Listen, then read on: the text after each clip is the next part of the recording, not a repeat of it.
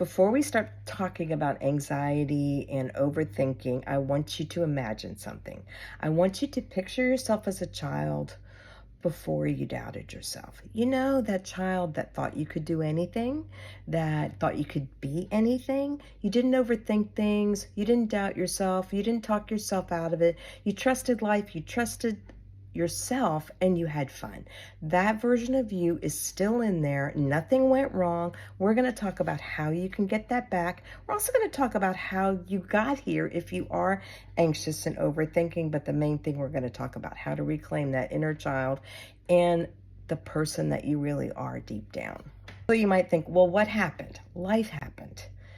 And stress happened, and responsibility came into play, and disappointment happened, and loss happened, and needing to be strong happened, and needing to be responsible. So your brain didn't fail you, it just adapted. An anxious, overthinking brain is a brain that's learned to protect you, because that's really what your brain's job is. Your brain's job is for you to survive. So it doesn't matter to your brain if you are anxious, overthinking, really stressed out. And if you woke up the next day and you're still alive, it's going to do the same thing. But the good thing is your brain can learn, it can adapt, and we can help it understand that you're not really running from the tiger anymore, and we can change that. So how do we do that? First of all, we realize it's not your personality, it's not your destiny. I used to say, this is just how I am. Your brain's job is safety. It remembers everything that made you feel dangerous. It doesn't forget, but it can relearn. So why overthinking feels like it's automatic and it feels like it's just you, it's because your nervous system is always scanning for danger. It's anxiety is your brain stuck in on, and lots of people feel this way. Successful people, smart people, responsible people, and your brain is just doing its job. It's just doing it in the wrong season of your life. And if you're not in those situations where you feel like you really are running from the tiger, then we need to change that, because it does have a lot of effect on your ability to receive. It has a lot of effect on your ability to say yes. It has a lot of effect on your ability to earn more, do more that you really want to receive what you really want in your life, mainly because it has an effect on you being who you truly are. I've noticed with people, when we can clear that out, it's like clearing the path, and so much clarity comes with that and confidence comes with that. It's such a great feeling to have. I know, because I went through it many years ago. I was nearly having a nervous breakdown. My husband had died. I was so anxious. The year after his death, it hit me like a ton of bricks. I had 3 kids I was raising by myself. I was anxious. I was depressed. I was literally having a nervous breakdown. I was going to run away from my practice, move to California, take 2 of my kids out of middle school, take them with me, leave my oldest son in college, who was also grieving and needed help too, and move to California, where my brother lives, and my brother lives in a monastery. It's not like he could come out and hang out all the time with me. And I didn't have a California license. I had no way to work.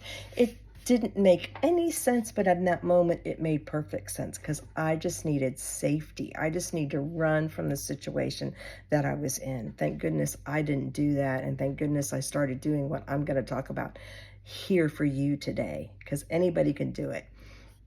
So my brain just needed safety again, and I created that. And I'm going to give you 3 different ways that you can create it in your own life.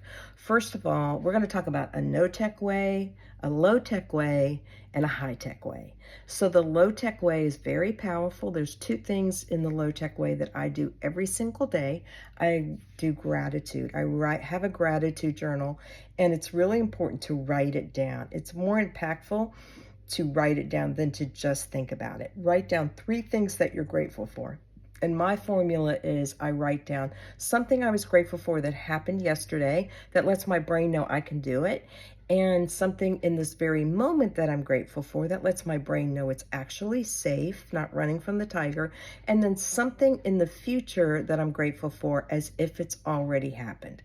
And you imagine that with all your senses. Your brain doesn't know the difference between what you vividly imagine and what's actually happening. So you imagine something that you're really grateful for as if it's already happened. Those three things takes about 5 minutes. That's it. And then the second no tech thing that I want you to do is to imagine your perfect day. And I want you to imagine this perfect day using all your senses. Use your sight, your smell. What is it?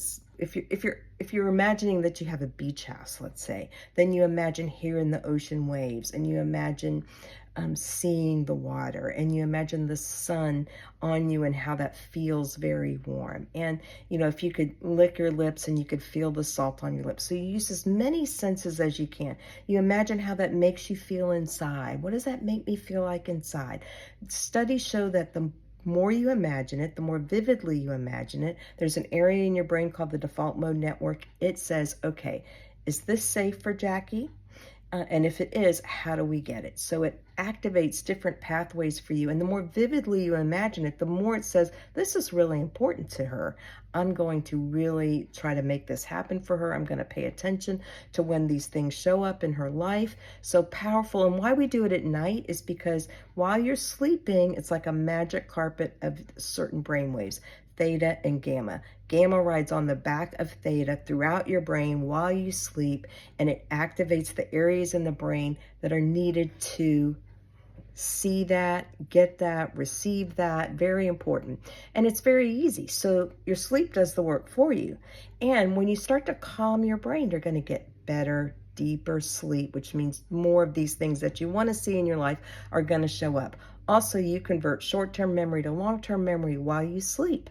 So you can do this while you're awake, but you're just working a lot harder. Do it while you sleep. So we have imagination and we have gratitude. Those are our two no tech ways. Some low tech ways are things like light and sound. Light and sound at certain frequencies, and that's kind of a higher low tech way for sure, can help you feel calm, can help you stay focused, can increase your gamma brainwave production, which helps you in that sleeping phase and seeing things that you want. Also, some low-tech ways would be like listening just to frequencies. I have a playlist that are calm frequencies that I listen to. Then also another way is just doing some stretching, some exercise, some yoga. All those things kind of turn down the volume in your brain, and they're rather low-tech ways. Then there's high-tech ways. High-tech is like your brain on fast speed learning, and that's what neurofeedback is. So I'm Dr. Jackie Kilrain. I do neurofeedback, and I help customize programs for optimization of women's brains all over the world, and it's very customized for this person. And that's how neurofeedback is. It's a learning modality, and actually your brain controls how well you learn it, how fast you learn it. Your brain learns by watching itself. That's basically what neurofeedback is. It gets immediate feedback, and it learns from what it's doing, and it knows it's trying to create calm and lower the anxious brainwaves and create a more calming brainwave, and so it rewards itself in the neurofeedback process while you're doing that. So there's no forcing, there's no talking through trauma, there's no things you have to relive. Calm just becomes natural again. So let's remember and return to that child. Remember, you weren't born anxious, and a regulated brain creates calm, clarity, and confidence. And it's never too late. I'm Dr. Jackie, your brain fitness expert. I hope this was helpful for you, and please share, and we'll talk again next time about your brain.